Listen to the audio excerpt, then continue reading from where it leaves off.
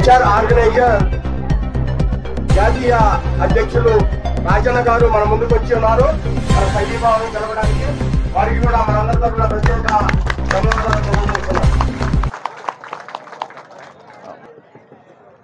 అందరికీ నమస్కారం అండి. మరి మీ యొక్క సమస్య కేంద్రం దృష్టికి కూడా వెళ్ళాలని చెప్పి నేను మనస్ఫూర్తిగా కోరుకుంటున్నాను.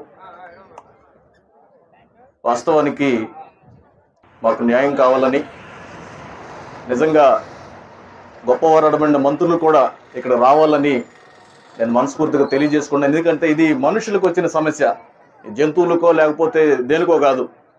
సాటి మానవుని యొక్క అవసరాన్ని తీర్చలేనప్పుడు నిజంగా మన వ్యవస్థ ఎంత భయంకరంగా మారిందనేది మనం చూసుకోవాలి.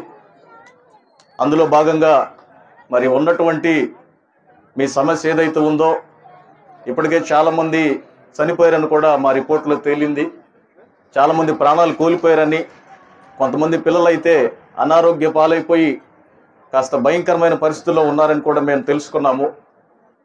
కాబట్టి all India council of human rights అనేటటువంటి సంస్థ తరపున మేము కూడా వచ్చి మానవ హక్కులుగా మరి మీతో పాటు కలిసి పోరాడాలనే ఉద్దేశంతో మేము కూడా మీకు సంఘీభావం తెలియజేస్తున్నాము. ఖచ్చితంగా మీకు న్యాయం జరగాల్సిందే. ఈ మాట ఎందుకు చెప్తున్నారంటే ఈరోజు 1, రేపు 2, ఎల్లుండి 3 అట్లా పోతే ఇంకా రోజు రోజుకి మానవుల మరణాలు పెరగటమే తప్ప మనకు న్యాయం జరగట్లా. కాబట్టి మీరందరూ తీసుకున్న నిర్ణయం చాలా మంచిది.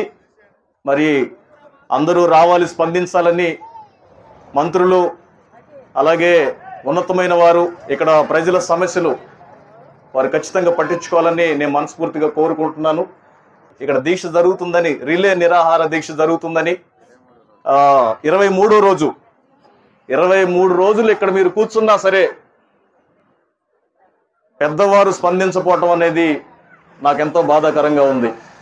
మరి మన ఎమ్మెల్యే గారు వచ్చారు, మీరు అందరూ చూశారు. వారు కూడా అనేక మందికి అప్రోచ్ అవుతామంటున్నారు. కానీ మరి మనకు న్యాయం జరిగేది ఎట్లా? కేంద్రం దృష్టికి తీసుకెళ్తాము. తప్పకుండా నా లెటర్ హెడ్ మీద కేంద్ర మరి మంత్రులకు కూడా నేను ఈ విషయాన్ని తెలియజేస్తానని మనస్ఫూర్తిగా తెలియజేస్తూ నా యొక్క అంశాన్ని ముగిస్తున్నాను.